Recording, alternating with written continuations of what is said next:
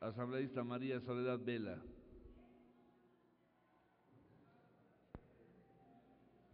Gracias, señor presidente. Creo que hay temas importantes para este segundo debate que no se trataron en el primer debate y que debemos precisarlos en este momento.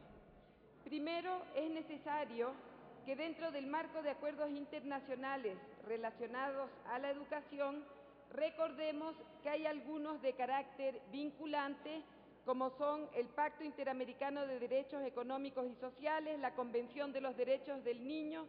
y el Convenio 169 de la OIT, que señalan la necesidad de la adopción de medidas que logren una mayor escolaridad.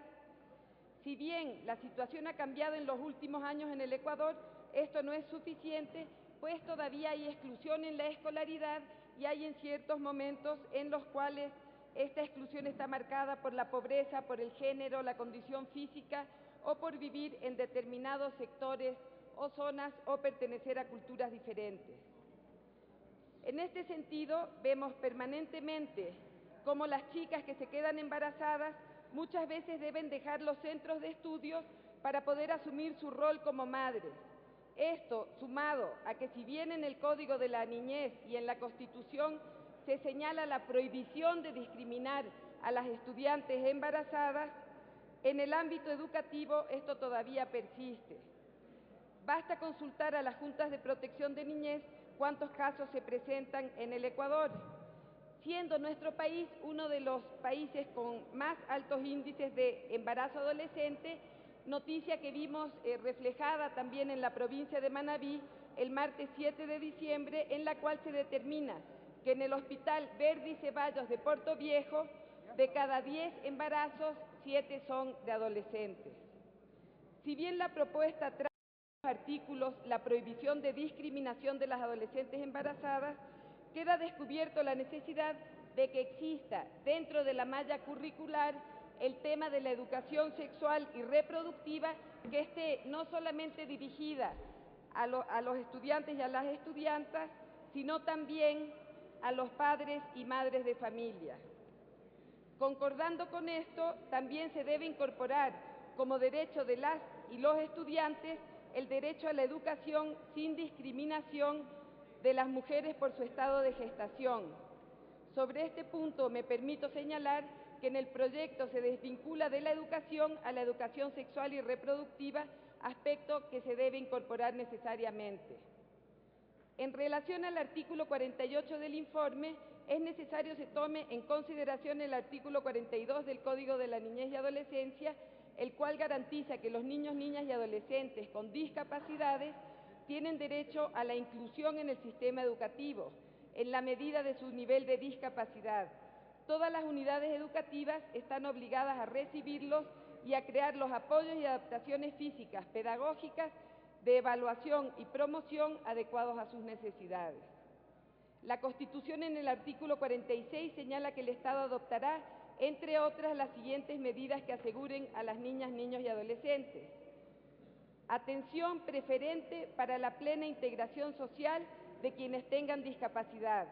El Estado garantizará su incorporación en el sistema de educación regular y en la sociedad.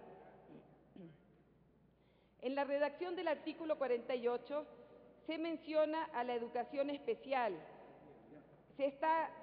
hablando como si existiera la misma, como si existiera una educación especial para las y los estudiantes con discapacidad, pero este tema ya fue superado en el caso de los derechos de los niños, niñas y adolescentes,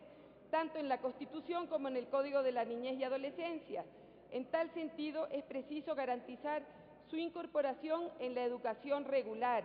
y si bien deberían evaluarse los casos específicos de discapacidad, esto no puede generalizarse y atentar contra el derecho de la igualdad y no discriminación.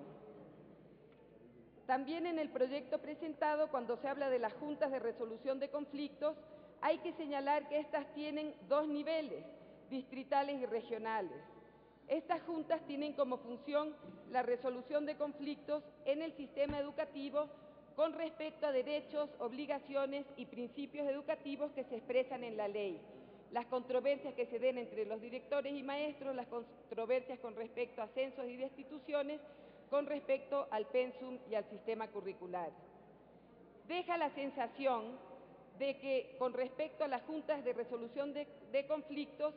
suplirían a las juntas cantonales de protección de derechos, es decir, que habría un desconocimiento de las competencias asignadas por el Código de Niñez y Adolescencia, por lo que aparecería como un organismo paralelo a aquel existente dentro del sistema de protección,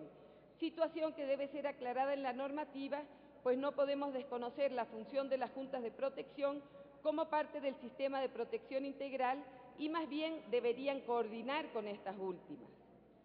En lo que se refiere al Sistema Nacional de Educación, aparece como un sistema que no encuentra un enlace con el Sistema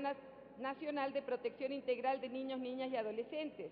sino que aparentemente este sectoriza el derecho a la educación y se lo ve aparte de la mayoría de los derechos. Por esta razón se da una suerte de divorcio entre los dos sistemas, hecho que es necesario que en el proyecto de ley se reforme en el sentido de encontrar este puente entre los dos sistemas. En el tema de los derechos de las y los estudiantes, creo que entre otros habría que incorporar el respeto de las convicciones éticas, morales y religiosas de las madres, padres, niños, niñas y adolescentes en la educación en el marco del Estado laico en el que nos desenvolvemos. Estas y otras observaciones las presentaré por escrito a la Comisión. Gracias.